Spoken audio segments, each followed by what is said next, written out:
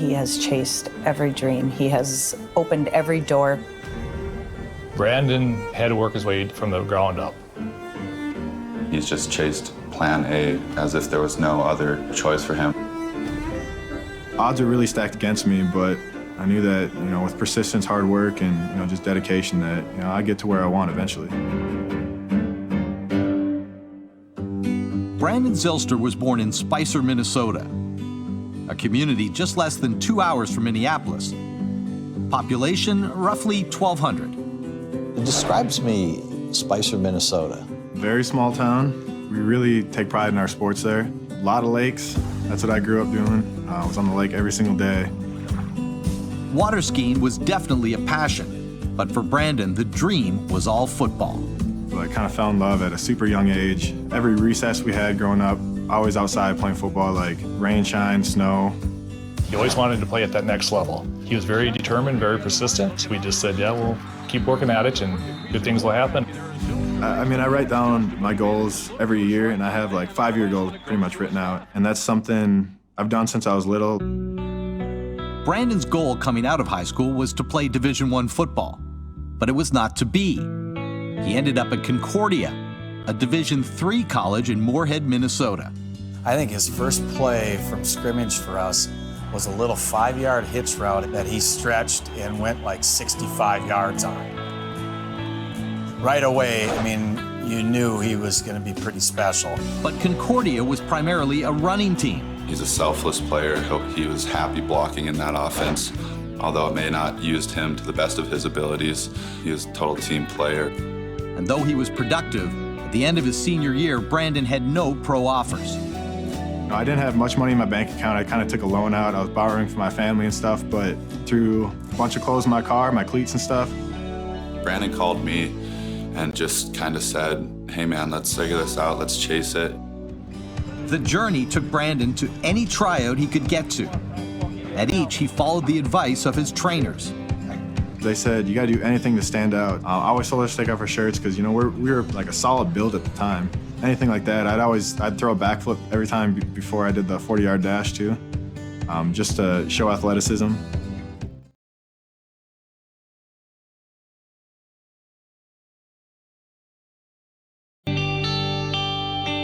But when I got into camp, I was always staying late after practice and stuff, catching with one of my best friends up here, Bryant Mitchell. And we'd sit there and talk over the different stuff that we learned that day and stuff like that. We'd get in meetings the next morning, and I'd see what AD did. I'm not gonna lie, he was like this annoying rookie. I'm like, bro, chill out, But just simple things, why did you release inside? What are you looking at when you made that read? Now it makes sense why he was doing all that. With another touchdown. Brandon Zylstra, an absolute monster today. Your first 18 games of your career, if that was one season, it's the 7th best receiving season in CFL history. What goes through your mind when I say that? That's my job. That's what I'm supposed to be doing. Catch the ball when it's thrown to you. He can twist and contort his body and catch, a ball anywhere, throw him and slow himself down and catch a ball behind him. One of the most, if not the most talented wide receiver in this league. But none of that matters if you don't have the mental game, and he certainly does. What would it mean for this season to end for you with a Grey Cup in Ottawa? That'd be a huge accomplishment, but I know the next day I'd already sit down and write my new goals.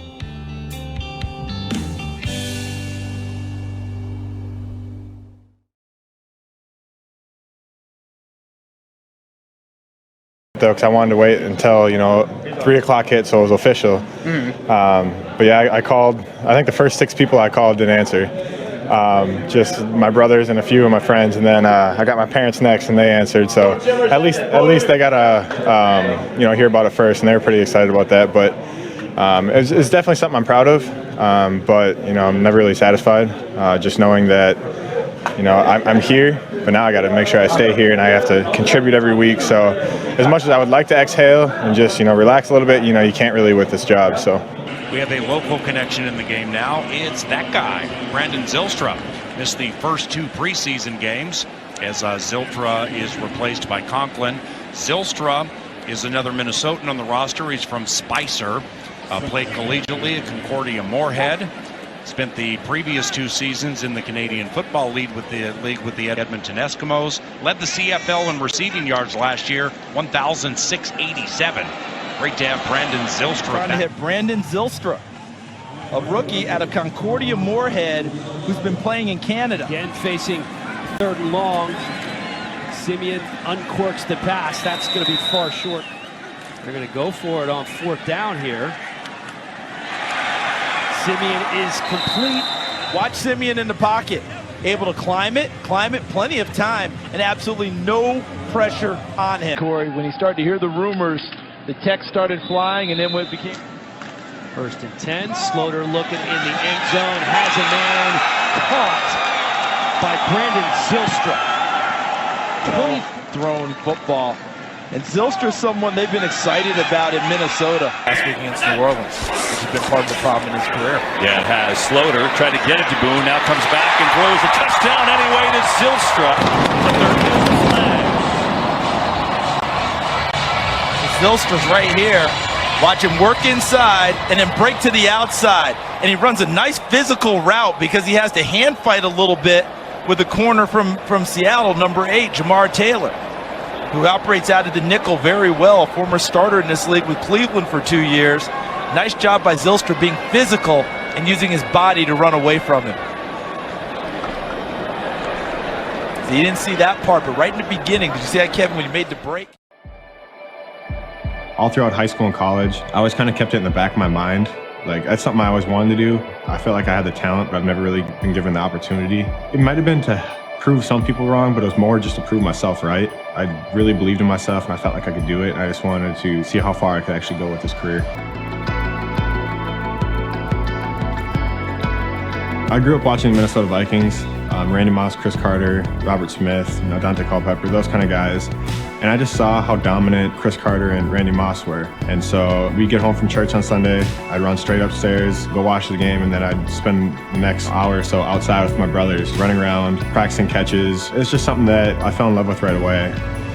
After college, I was trying to figure out my path to the NFL. Didn't have any agents talking to me. I didn't have any teams talking to me. So it was a lot of trial and error on my part. But luckily I had one other friend that was trying to do the same thing, and Griffin Neal, who is also a Concordia College graduate. So we both moved on to Arizona together and just started working out, trying to network as much as possible. I did 4 CFL workouts as well as a regional combine for the NFL.